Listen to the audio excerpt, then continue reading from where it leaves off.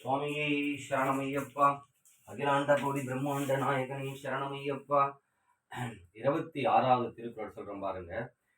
செயற்கரிய செய்வார் பெரியார் சிறியார் செயற்கரிய செய்கலாதர். ஒரு அற்புதமான திருக்குறள் வரி சொல்றோம் பாருங்க.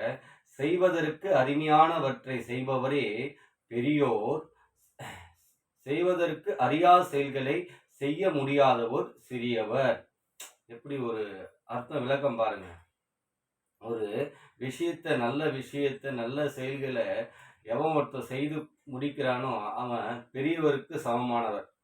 அதே விஷயத்த செய்வதற்கு முடியாத இருக்கிறவங்க சிறியவர் ஆயிடுறாங்க. அதுதான் அந்த திருக்குறளுடைய விளக்கம் பாருங்க. அது இன்னும் நீங்க உழுந்து ஆராய்ந்து பார்த்தீங்கன்னா இந்த திருக்குறள் விஷயம் நிறைய கத்துக்கலாம். சுவாமியே சரணமையப்பா.